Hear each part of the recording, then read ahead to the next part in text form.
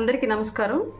ఈరోజు కొంతమంది అంటే ఒకళ్ళిద్దరు జర్నలిజానికి సంబంధించిన వ్యక్తులు రేషన్ వాహనాలకు సంబంధించినటువంటి తమ అభిప్రాయాలను గత ప్రభుత్వం చేసినటువంటి విధానానికి సంబంధించి కొన్ని మీడియా ముఖంగా తెలియజేయడం అనే విషయాన్ని నేను చూశాను. వాళ్ళు చెప్తోంది ఏంటి అంటే, రేషన్ డీలర్ల దగ్గర ఉన్నప్పుడు అవినీతి జరిగేది పెద్ద ఎత్తున. 100 కేజీలు బియ్యంలో 30 కేజీలు వీళ్ళు సొంతగా అమ్ముకొని ఉండేవాళ్ళు, 70 కేజీలు డెలివరీ చేసేవాళ్ళు.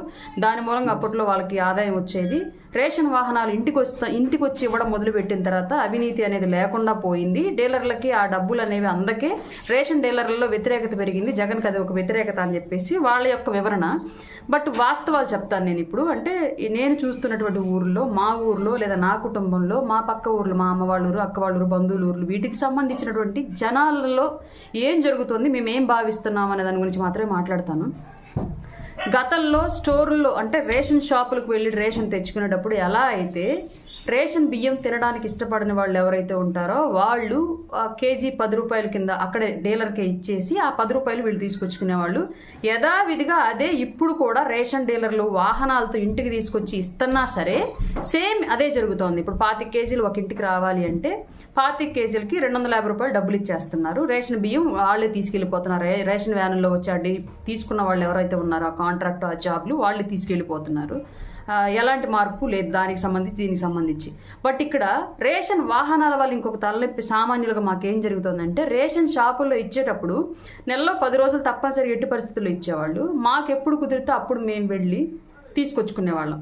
ఇది జనరల్గా మాకు దగ్గరలో ఉంటాయి కాబట్టి గ్రామాలు అండ్ పట్టణాలకు దగ్గరలో ఉండే పల్లెటూర్ల విషయం. అంటే సుదూర ప్రాంతాల్లో ఎక్కడన్నా రేషన్ షాప్ ఒక ఊర్లో ఉండి తండాలు ఇంకెక్కడన్నా దూరంగా ఉన్న వాళ్ళకి మేబీ అక్కడికి వెళ్ళి తెచ్చుకోవడం ఇబ్బంది అవుతుందేమో. మరి వాహనాలు వాళ్ళ ఇళ్ళకెళ్ళి ఇస్తనే ఎప్పటికైనా, లేదంటే అది కూడా అట్లాగే జరుగుతుందో, ఎక్కడో దూరాన్ని పెడితే ఆ వెహికల్ తీసుకెళ్ళి తెచ్చుకోవడం అనేది నాకైతే తెలీదు.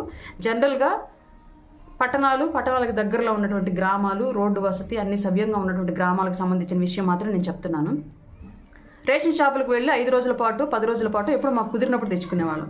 బట్ ఇవాళ రేషన్ వాహనాల వల్ల వాహనాలు వాళ్ళ ఇళ్ళకెళ్ళి ఇస్తనే ఎప్పటికైనా, లేదంటే అది కూడా అట్లాగే జరుగుతుందో, ఎక్కడో దూరాన్ని పెడితే ఆ వెహికల్ తీసుకెళ్ళి తెచ్చుకోవడం అనేది నాకైతే తెలీదు. జనరల్గా పట్టణాలకు దగ్గరలో ఉన్నటువంటి గ్రామాలు, రోడ్డు వసతి అన్ని సవ్యంగా ఉన్నటువంటి గ్రామాలకు సంబంధించిన విషయం మాత్రం నేను చెప్తున్నాను. రేషన్ షాపులకు వెళ్ళి 5 రోజుల పాటు 10 రోజుల పాటు ఎప్పుడు మాకు కుదిరినప్పుడు తెచ్చుకునేవాళ్ళం. బట్ ఇవాళ రేషన్ వాహనాల వల్ల వాళ్ళు సైరన్ వేసుకొని కుయ్యి మనది ఒక ఎమర్జెన్సీ లాగా వచ్చి ఇప్పుడు తీసుకుంటేనే వీధిలో ఒక మూలను ఎక్కడో పెడుతున్నారు. ఆ మూల అందరం పోయి అక్కడ నించోవాలి. అప్పుడు తీసుకుంటేనే ఇస్తాడు. ఇన్ కేస్ ఆ మూల నుంచి ఇంక మిస్ అయ్యి వెళ్ళాడంటే మళ్ళీ రాడు. ఇంకో బజార్కి వెళ్తే ఇంక 2-3 బజార్లు అయినా సరే వాళ్ళు ఎక్కడికుంటే అక్కడికి వెళ్ళేసి మేము అప్పుడే తెచ్చుకోవాలి. ఇన్ కేస్ ఆ ఏరియాలో ఆ రోజు తిరగడం అయిపోయింది అంటే ఇంక తర్వాత ఇవ్వట్లేదు. ఈ నెలలో తీసుకోకపోతే నెక్స్ట్ మంత్, ఆ మంత్ది, ఈ మంత్ది కలిపి ఇవ్వాలి కదా, అట్లా కూడా ఇవ్వట్లేదు. రేషన్ వాహనాలు ఇంటికి వచ్చి తీసుకోవడం వల్ల అది ఒక ఎమర్జెన్సీ సిచ్యువేషన్ మాకు క్రియేట్ అయిపోయి, అయ్యో ఇప్పుడు తీసుకోకపోతే ఇవ్వడేమన్న ఆలోచనలోకి వెళ్ళిపోయి పరుగులు తీయాల్సి వస్తుంది. దానివల్ల సామాన్యులకు మాకు అది కొంచెం ఇన్కన్వీనియంట్గానే ఉంది తప్ప కన్వీనియంట్గా అయితే లేదు. ఇది నా అభిప్రాయం. అలాగే నాలాంటి మా సరౌండింగ్స్, మా పరిసర ప్రాంతాల్లో ఉన్నటువంటి వాళ్ళందరి అభిప్రాయం కూడా ఇదే. మేబీ ప్రభుత్వం దీని మీద ఎలాంటి నిర్ణయం తీసుకున్నా సరే ఆలోచించి గ్రౌండ్ రిపోర్ట్ తీసుకొని చేసుకోవాలని చెప్పి పాలసీ అనేది తీసుకొస్తే హ్యాపీగా ఉండిద్దని చెప్పేసి అనుకుంటున్నాను. కొంతమంది ఎవరో విశ్లేషకులు చేసినటువంటి విశ్లేషణలు, మరి వాళ్ళకి నిజంగానే వాళ్ళు రేషన్ తీసుకునే అలవాటు ఉందా, ఆ ఎక్స్పీరియన్స్ తెలుస్తుందా, గతంలో రేషన్ షాపులకు వెళ్ళి తీసుకునేటప్పుడు దానికి ఇప్పుడు వాహనాలు ఇంటికి వస్తుంటే తీసుకుంటున్న దానికి మధ్య తేడా తెలుస్తుందా లేదా, అది ఇబ్బందికరంగా ఉందా లేదంటే వాళ్ళ పర్సనల్ ఎక్స్పీరియన్స్ ఏంటో మాకైతే తెలీదు. మా ఎక్స్పీరియన్స్ అయితే ఇది.